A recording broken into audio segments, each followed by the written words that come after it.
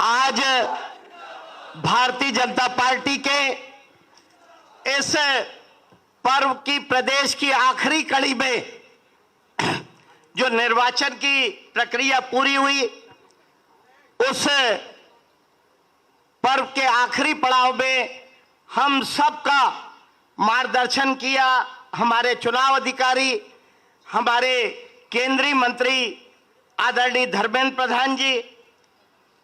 हम सबको लगातार प्रदेश में संगठन कैसे चले इसकी सीख देने वाले आदरणीय शिव प्रकाश जी, हमारे प्रदेश के मुख्यमंत्री आदरणीय मोहन जी, जिनके कामों को लेके हम सबको आगे बढ़ना है, हमारे पूर्व मुख्यमंत्री शिवराज जी, जिन्होंने लगातार सत्ता में हम कैसे बने ये हुनर किसी ने सिखाया है तो उन्होंने सिखाया है। हम हमारे निवर्तमान प्रदेश अध्यक्ष, जिनकी बातों को आगे लेके जाना है, आदरणीय बीडी भाई साहब, आदरणीय जटिया जी, आदरणीय देवड़ा जी, आदरणीय राजेंद्र शुक्ल जी, सतीश जी, बहन सरोज पांडे जी, हमारे संगठन महामंत्री हितानंद जी, हमारे सभी मंच पे कैलाश जी, प्रहलाद जी, हमारे नरोत्तम जी, हमारे सबके आदरणीय विक्रम जी, मोगे जी, डीडी उइके जी, बहन सावित्री ठाकुर जी और यहाँ उपस्थित सभी पूरा का पूरा मंच और सामने मंच पे बैठे भारतीय जनता पार्टी के वो कार्यकर्ता जिनके कारण आज भारतीय जनता पार्टी पूरे देश में मध्य प्रदेश एक आदर्श संगठन बन के उभरा है। मैं आप सबको प्रणाम करता हूं। भाई और बहनों, मैं मानता हूं कि मुझे जो आपने दायित्व सौंपा है, जो पद सौंपा है, वो पद नहीं एक दायित्व है। मेरे से पहले जनसंघ के लेके भारतीय जनता पार्टी तक 27 अध्यक्ष हुए हैं, जिन्होंने समय समय पे इस पार्टी को मजबूत करने का काम किया है। अगर हम जनसंघ की बात करें तो स्वर्गीय बद्रीलाल दवे जी जो हमारे पहले अध्यक्ष थे और जनसंघ के आखिरी कुशाभाऊ ठाकरे जी थे, जिनके ने पार्टी को आगे बढ़ाने का काम किया, और उसके बाद सुंदरलाल जी पटवा, जिनके नेतृत्व में भारतीय जनता पार्टी का गठन हुआ और वहां से ये यात्रा आगे बढ़ी और हमारे बीडी भाई साहब ने इसे ऊंचाइयों पे पहुंचाने का काम किया। मैं आप सबको बताना चाहता हूं कि ये भारतीय जनता पार्टी का जो संगठन है, इसे पूरे देश में आदर्श रूप देने का काम किया तो वो सबसे बड़ा काम हमारे आदरणीय कुशाभाऊ ठाकरे जी ने किया। जैसे शिवराज जी बता रहे थे, मेरे स्वर्गीय फादर भी अगर किसी को मानते थे, किसी की प्रेरणा से चलते थे तो वो कुशाभाऊ ठाकरे जी थे। उन्होंने और प्यारेलाल जी ने मिलके इस पार्टी को बुलंदियों पे पहुंचाने का काम किया। हमारे प्रदेश में हमें ये भी नहीं भूलना चाहिए कि अटल जी भी इस माटी के थे और राजमाता सिंधिया भी इस माटी की थी। उन्होंने भी इस पार्टी को बुलंदियों पे ले जाने का काम किया। मैं आपको बताना चाहता हूं कि कई लोग आज हमारे बीच में नहीं रहे, जिसमें अगर हम याद करें तो संत कैलाश जोशी को हम याद कर सकते हैं, स्वर्गीय पटवा जी, आज श्री बद्रीलाल दवे जी, नारायण शेजवलकर जी, सकलेचा जी, शिव प्रसाद जी, रामहित गुप्त जी, ब्रजलाल वर्मा जी, आदरणीय लक्ष्मी नारायण पांडे जी, प्रभात जी, नंदू भैया, हम सब इनके योगदान को भी नहीं भूल सकते। इन्होंने पार्टी को जो सींचा है, आज वे हमारे बीच में नहीं रहे, लेकिन उनकी प्रेरणा, उनकी बातें हम सबको आगे ले जाने का काम करना चाहिए। मैं बताना चाहूंगा कि इस मंच पे बैठे ऐसे कई लोग हैं जिन्होंने संगठन को आगे ले जाने का काम किया। आदरणीय जटिया जी हमारे साथ हैं, शिवराज जी हमारे साथ हैं, नरेंद्र सिंह जी हमारे विधानसभा अध्यक्ष जी, राकेश सिंह जी और आदरणीय बीडी भाई साहब जो हमारे मंच पे हैं। इन लोगों ने जो भारतीय जनता पार्टी को बुलंदियों पे पहुंचाया, उसे हमें बरकरार भी रखना है और आगे भी ले जाना है। मैं आपसे कहना चाहूंगा कि आज मैं प्रदेश अध्यक्ष बना, मेरे में कोई अतिरिक्त योग्यता नहीं है। मैं वही हूं जो एक आम कार्यकर्ता होता है, ये भारतीय जनता पार्टी है जो किसी भी कार्यकर्ता को उसकी क्षमता अनुसार, उसकी योग्यता अनुसार पद पे बैठाने का काम करती है। हमें यह भी नहीं भूलना चाहिए कि श्यामा प्रसाद मुखर्जी और हमारे दीनदयाल जी ने जो सपना देखा था उसे आगे लेके भी हमें चलना है। हम वो सौभाग्यशाली पीढ़ी है जिसका नेतृत्व हमारे देश के प्रधानमंत्री नरेंद्र मोदी कर रहे हैं। नरेंद्र मोदी जी ने आज इस देश को बुलंदियों पे ले जाने का काम किया।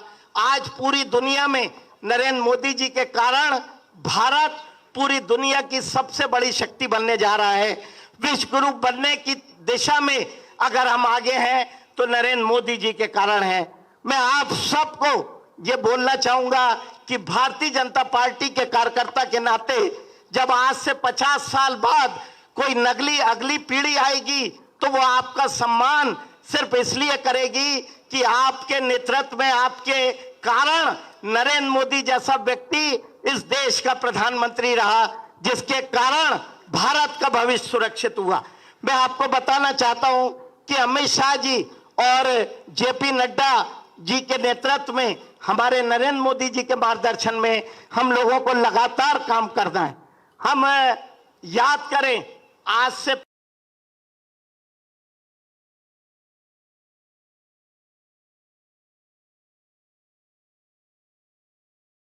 1977 में हमारी सरकार बनी थी, चाहे सकलेचा जी हो, चाहे जोशी जी हो, चाहे पटवा जी हो और उसके बाद उमा जी हो। तो एक मिथक था कि हम 5 साल पूरे नहीं कर सकते, हम सत्ता में आते जरूर हैं लेकिन बीच में ही चले जाते हैं। मैं यहाँ मंच पे बैठे शिवराज जी को इस बात के लिए धन्यवाद देना चाहूंगा कि उन्होंने एक मिथक तोड़ा कि कैसे आम जनता से जुड़ के ऐसी कल्याणकारी योजना लाएं ताकि लगातार भारतीय जनता पार्टी इस राजनीति में लगातार चुनाव जीत सके। उनके नेतृत्व के बाद आज हमारे मुखिया मोहन जी यादव एक नई पीढ़ी, एक नई परिभाषा लिख रहे हैं उद्योग और रोजगार, और ये प्रदेश और आगे कैसे उन्नति के मार्ग पे जाए, रोजगार के मार्ग पे जाए। हमारा मध्य प्रदेश इस देश के नक्शे में उद्योगों के मामले में, विकास के मामले में नई गति कैसे ले, उसको लेके हमारे मुख्यमंत्री मोहन यादव जी जो काम कर रहे हैं, हमें आम जनता के बीच में जाना है। मैं आप सबका धन्यवाद करना चाहूंगा। उम्मीद करूंगा कि हम सब मिलके एक नया इतिहास गढ़ेंगे। मैं इस मंच के माध्यम से हमारे मुख्यमंत्री जी जो कह रहे थे कि हमारे यहाँ इतने बड़े बड़े चुनाव हो जाते, एक ही व्यक्ति के सभी प्रमुख लोग नामांकन दाखिल करते हैं। मेरा इस मंच के माध्यम से कांग्रेस को चुनौती है कि जैसा चुनाव हमारा प्रदेश का होता है, अपने वार्ड का भी चुनाव करा लो तो हम आपको धन्यवाद दे देंगे, आपका सम्मान कर देंगे। हमारी पार्टी में अनुशासन सबसे बड़ा होता है। हम सब मिलके काम करते हैं, एक दूसरे का सम्मान करते हैं। मैं अंत में अपनी पारिवारिक पृष्ठभूमि कुछ शिवराज जी ने बताई, कुछ आपने बताई। मैं ये बताना चाहता हूं कि मेरा परिवार पिछले 100 साल से कांग्रेस के विरुद्ध अपना झंडा बुलंद करता रहा।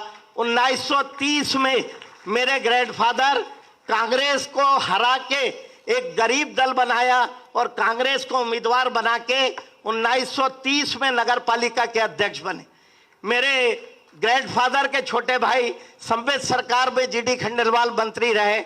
मेरे पिता संस्थापक सदस्य भारतीय जनता पार्टी के प्रथम निर्वाचित अध्यक्ष, जिला अध्यक्ष 1980 में बैतूल से रहे। 4 बार लगातार सांसद रहे और जैसा शिवराज जी बता रहे थे कि उनको लगभग 10 से 11 साल लगातार कोषाध्यक्ष रहे। फिर मुझे लगा कि मुझे कोई और काम देंगे, अभी दे दिया, नहीं तो लगातार मुझसे पूरे प्रदेश सिर्फ एक ही बात करता था, पैसा कहां से आएगा और कहां जाएगा। अभी मैं कोषाध्यक्ष नहीं भी हूं तो भी आदरणीय बीडी भाई साहब, आदरणीय मोहन जी, आदरणीय शिव प्रकाश जी ने मुझे यही काम सौंपा हुआ है। इस तरह की पृष्ठभूमि से मैं हूं। मेरे परिवार में सिर्फ एक ही बात होती है, संस्कार की बात होती है, अनुशासन की बात होती है, और पिछले 40-50 वर्षों से भारतीय जनता पार्टी की बात होती है। भारतीय जनता पार्टी मेरे रग रग में है। मैं कार्यकर्ताओं को कहना चाहूंगा कि आपके सम्मान में थोड़ी भी कमी नहीं होगी। हर कार्यकर्ता जिसमें क्षमता है उसको अपनी क्षमता के अनुसार काम मिलेगा। हर कार्यकर्ता जिसमें लगन है उसका उपयोग भारतीय जनता पार्टी करेगी। हर कार्यकर्ता का सम्मान रहे। आप सब जानते हैं कि समाज में कांग्रेस से हटके समाज हमको बड़े सम्मान की दृष्टि से देखता है। समाज भारतीय जनता पार्टी से एक अच्छे आचरण की उम्मीद करता है। मेरे सहित ये पूरा मंच और आप सबकी जिम्मेदारी है कि हम जनता की भावना के अनुरूप अपना आचरण रखें, अनुशासन में रखें। हर वो व्यक्ति जो पार्टी पे समर्पित है उसका सम्मान होगा, और हर वो व्यक्ति जो पार्टी से दाएं बाएं होता है उससे दिक्कत आएगी। इन्हीं शब्दों के साथ कि आप सब हम मिलके हमारे बीडी भाई साहब ने जो इबादत लिखी है उसे आगे ले जाने का काम करेंगे।